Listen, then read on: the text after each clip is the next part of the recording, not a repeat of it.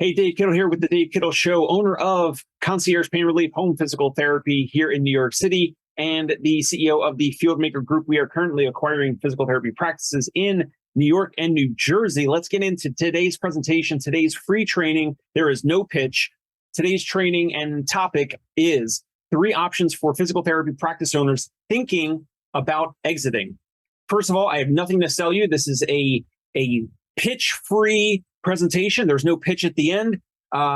This is about our marketing strategy, our content strategy. There is no upsell, downsell, nothing. I have nothing to sell private practice owners. We are doing this to get in front of more practice owners. So here we go. Again, I am the CEO of the Fieldmaker Group. We are speaking with owners and acquiring physical therapy practices in New York and New Jersey. In New York City area, I happen to live in Brooklyn, New York.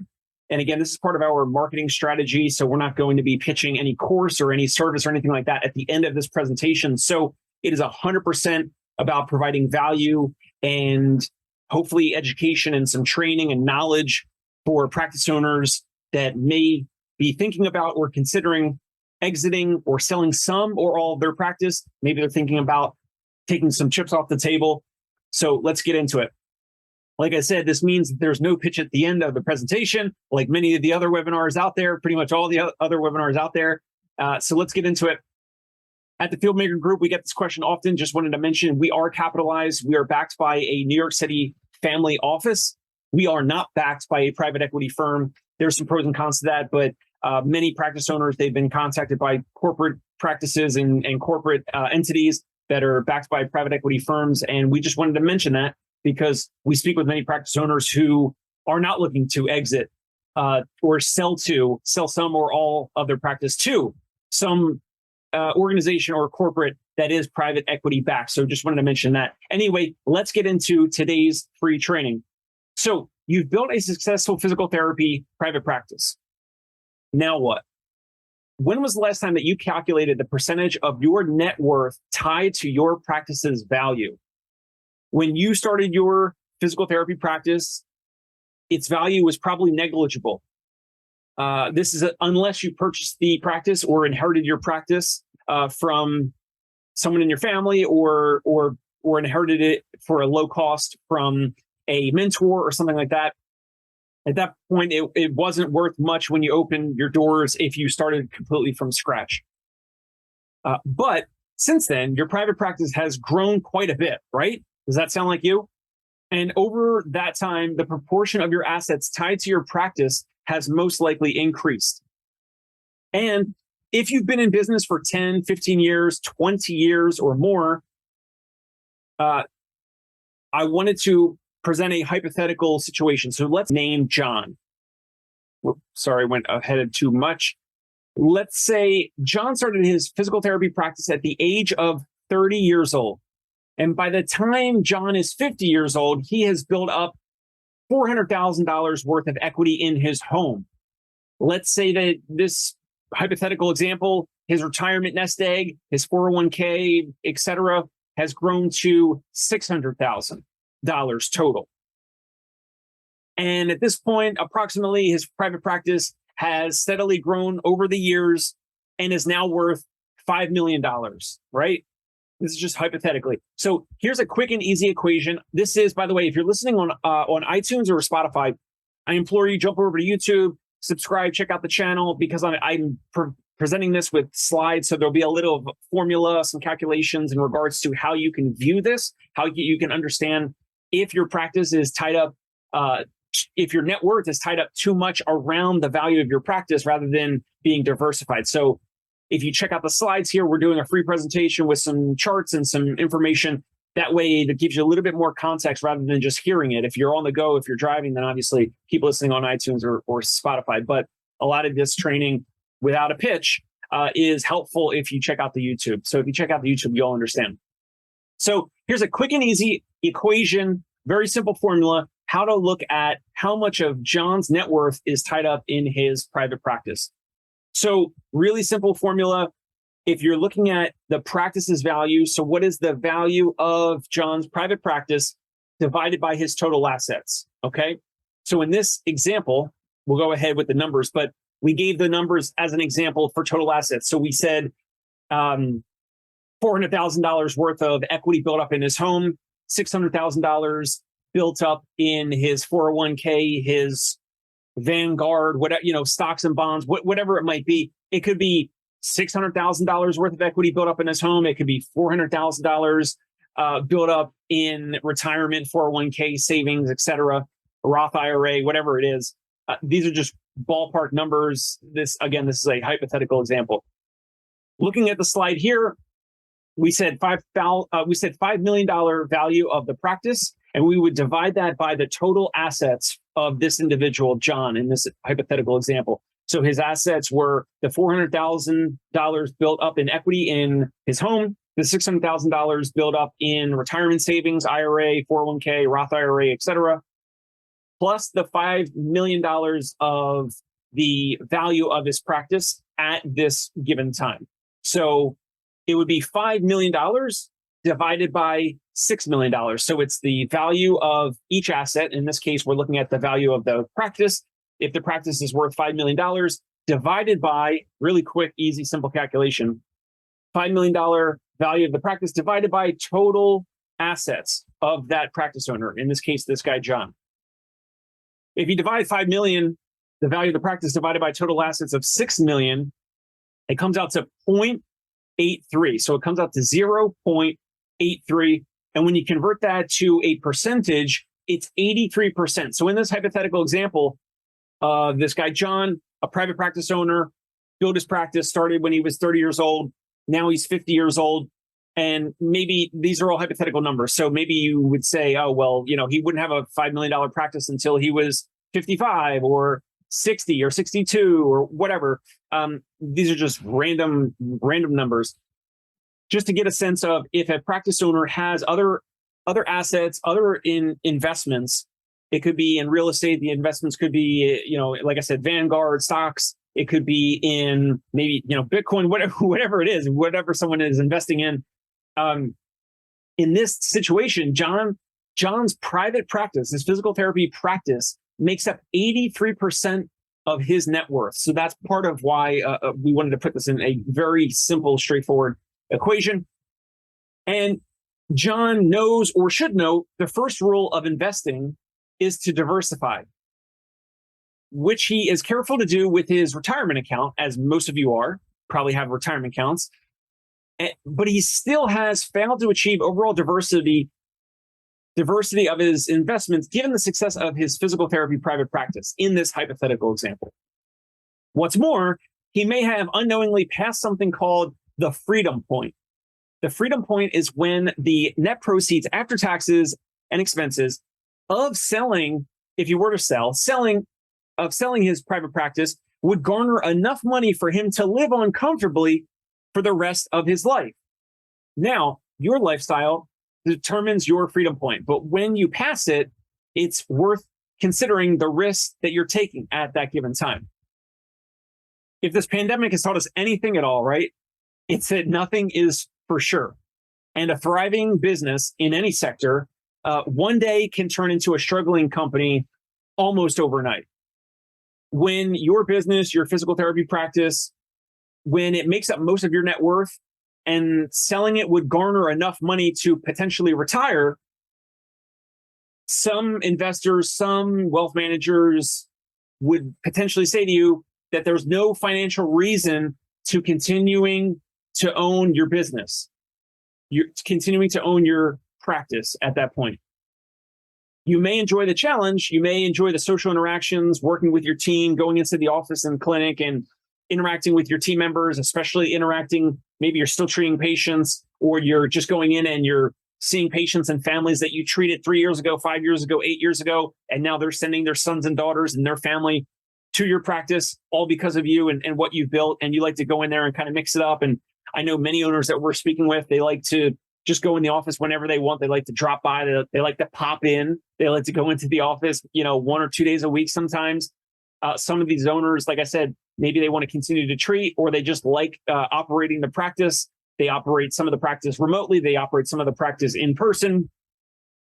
However, keeping the majority ownership may be unnecessarily risky. So let's get into it.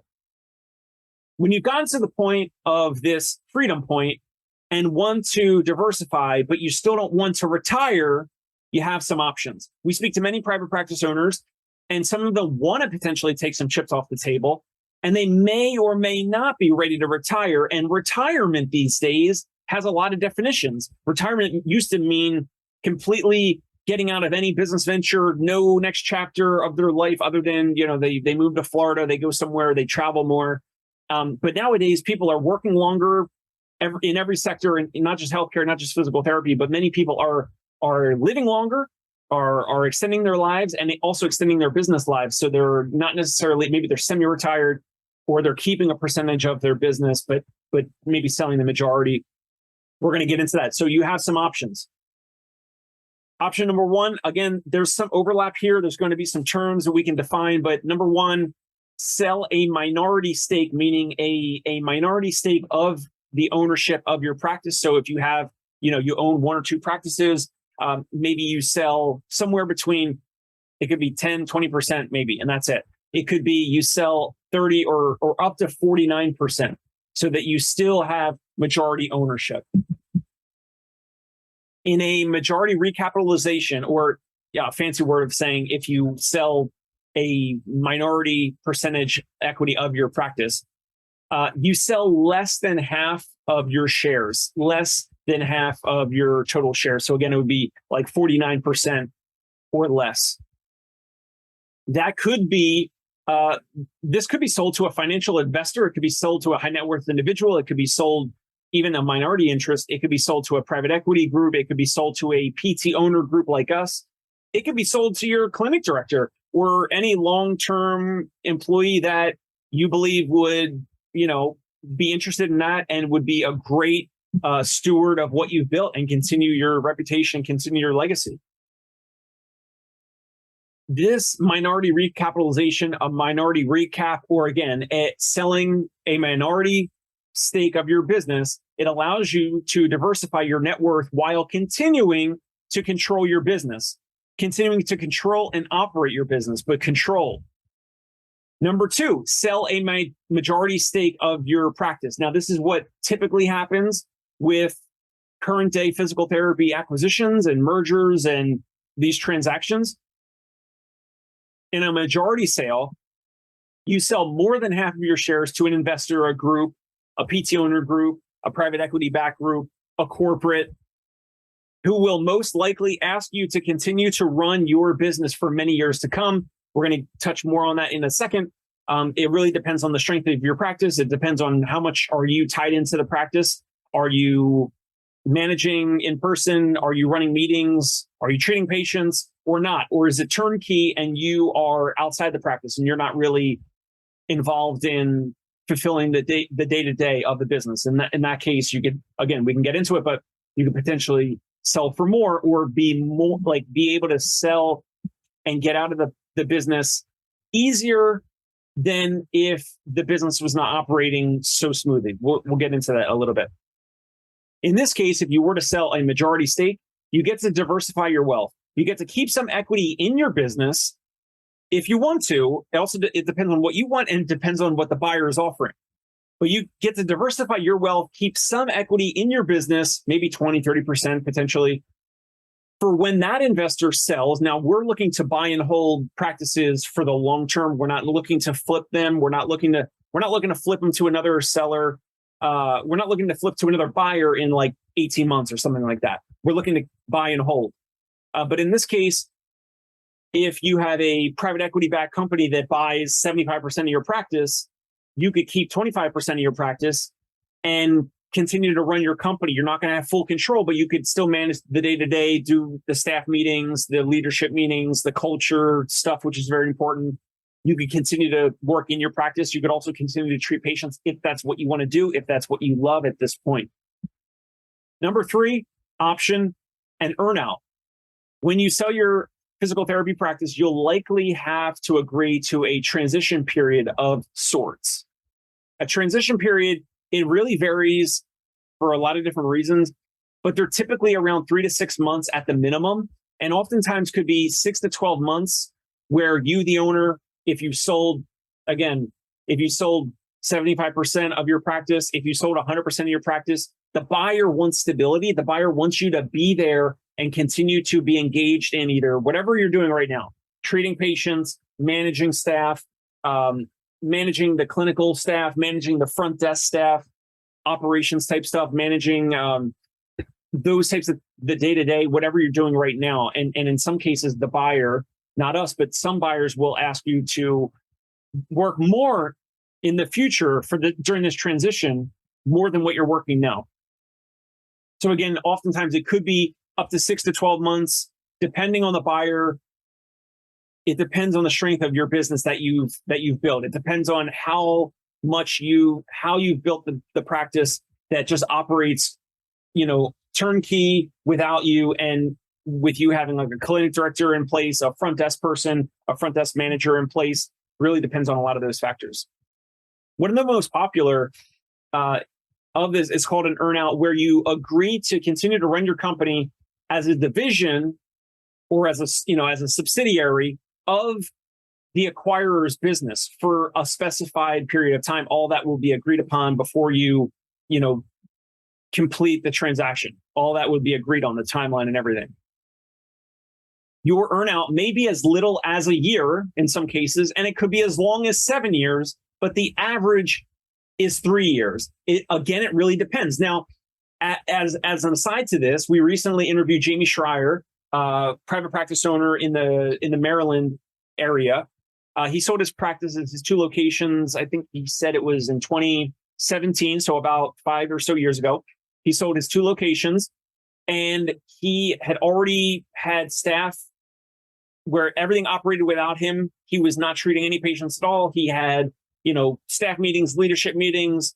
He built a culture around being independent in terms of not relying on the owner to perform any of the day-to-day functions. So when he sold his practices 5 years ago, he said to the buyer, he said, I want X amount of these, I want X amount of dollars at close, and I'm walking away. I'm not staying another day or a month. And maybe he stayed for a bit in terms of helping a transition. Maybe he stayed for a few weeks or months. I can't recall, but he did not stay months or years after the transition. The reason is because he already built it to sell. He built his practice where it was all automatically, it was autonomously operating without him. And other corporates, if the practices are not that way, they're going to want you, the owner, to stick around for a long period of time. It really depends on the strength of your practice. So it really depends on the practice. It depends on you, the owner, and it depends on the buyer, right? It depends on the buyer. Does the buyer, are they corporate? Do they have a cookie cutter approach where they're going to say to every owner, hey, we want you to be at this premises, at your clinics, one or more of your clinics for 3 years? And you, the seller, you, the owner / seller, if you've built a practice that operates without you, you have more leverage. You can actually demand and say, hey, I'll help you for 3 to 6 months or up to a year with the transition to make sure everything is stable and safe and everything. But maybe you say to them, I'm not interested in staying for years 2 and 3 or onward. Building a successful practice, a successful business is rewarding, but when your personal balance sheet is mostly tied up in the value of your practice, that's where things could get challenging. That's where things could get a little tight. That's where things could, you don't want to have all your eggs in one basket, especially as you approach if you're 50, 60, 70 years old, right? So that's why many owners like what we're putting out online, on LinkedIn, on Facebook, on Instagram, and with these, these episodes. Or YouTube, we're on YouTube, we're on Spotify, we're on iTunes. And a lot of owners are contacting us because of this marketing effect, because of the stuff we're putting out there, because many of these owners are interested in taking some chips off the table, but continuing to run their practice. They're looking to sell some of their practice, but not all of it. It really depends on the owner. And ultimately, you are in the driver's seat. But part of this presentation is to just alert many practice owners. They might not even realize it, like the hypothetical practice owner John in this presentation, where when John was 30 years old, 25, 30 years old, probably most physical therapists, at least now, they have student loan debt, maybe they buy a house, they do some investments, the 401k. So in the beginning, the business is basically worth nothing. The practice is worth nothing. They grow it from scratch. Now, all of a sudden, fast forward 10, 15, 20 or more years. Now it's like, wow, I actually have $1 million or multi-million dollar business, a multi-million dollar practice. And the rest of those investments have not grown at that type of rate. So now all of a sudden, it's like the practice is the bulk of your net worth. And that's part of the topic for today. So to recap, we covered 3 options for physical therapy practice owners thinking about exiting. And really quick, so again, it was just 1, you could sell a minority stake. 2, you could sell a majority stake. 3, an earnout. But again, there's some, an earnout is kind of overlap with the majority stake because you could sell 75 to 100%, which would be majority stake. And you may or may not have an earnout. So I wanted to do a few more slides next that'll give a little bit more light to this. So really, when you're thinking about this whole process, when you're thinking about a succession plan, when you're thinking about an exit strategy, there's things that you want or would prefer, but there's also things that the buyer will want and prefer or even really need or demand from you. It really depends on the strength of your practice. Is the practice operating right now? Like if you went in, let's say you, the practice owner, if you went to Hawaii for 3 months, if you traveled Europe for 3 months or 6 months, if you just completely disconnected from your practice, what would happen? What would happen? Would it continue to operate? Would it continue to grow? Do you have a clinic director in place that is managing the clinical staff? Do you have either the same person or a different person that is overseeing and managing the front desk operations, collecting co-pays, doing the scheduling, speaking to patients and prospective patients properly over the phone? Do you have a different person that's speaking to patients over the phone? Do you have all those things tied up? So do you leave the practice after 3 months or 6 months after exiting? If you sell 75 or 80, or if you sell 100% of your practice, do you have the ability to demand that you're able to, or you want to leave the practice 3 to 6 months after the close of your practice, after you were to potentially sell it? Or do you have to or need to stay multiple years? Do you need to stay 3 to 7 years because you're still treating 30 hours a week, 40 hours a week with patients, and you're still doing so much inside the business, you're working in the business and you're not working on the business? So when I gave that example of Jamie Schreier, when he sold his 2 clinic locations, he was not in the medical record system anymore. He was not on the schedule. He was not treating any patients at all. And he said that he was able, at that point, he was making more money per year. His practice had more profits when he did that. We talked about it on the episode. You have to go listen. And on that episode, by the way, he also mentioned what total dollar amount he sold for in what millions. So if you want to check that out, jump over to that episode recently with Jamie Schreier. Now he's coaching physical therapy practice owners. But anyway, next one here. So do you want or need, and it depends on, do you need in terms of retirement, and also is it backed by the financial performance of your practice to get 100% cash at close? Every practice owner that potentially sells wants to get 100% cash at close, but it really depends on the strength of the practice. And do you have multiple locations? It depends on your scale, economies of scale. Or will some of your exit, will some of your transaction and the terms, there's price and terms for a deal, right? For any potential transaction like this, there's price and terms. There's a dollar amount that you're going to say, that you and your broker, or just you, are going to say to someone like us, the buyer. You're going to say, hey, my asking price is this. Here's what I want. And depending on the strength of your practice, of what you've built, you may or may not be able to get 100% of that dollar amount cash at close. It really depends on what you've built. So are you in the position to demand or negotiate 100% cash at close? Or would some of that percentage be an earnout? Now, another example, on this podcast, on the Dave Kittle Show, we interviewed Dean Volk before, and he's on the podcast. He sold 2 of his locations, Volk Physical Therapy in South Carolina. And this was the past year or 2 when he sold his practices. And he got 80% down, 80% cash at close. This is all public information. He said it on the podcast. And his two locations were acquired by Cora Physical Therapy, and he got 80% cash at close of his asking price, and 20% was an earnout. And he said it was so that the 80% cash at close, the next 10% was paid year one after the close, and the last 10% was paid year two, the second year after the close. It was either the subsequent 2 years, it might have even been 2 months, but it really depends. The more that your practice is operating without you, the more that you can demand and negotiate. That's kind of the gist of this. Now, who might you know that would benefit from seeing or hearing this type of a free training, this type of a presentation that has no pitch at all? It's just information, content, value, hopefully a ton of value for you. If you found this valuable, I want you to do me a favor. Please send this episode link.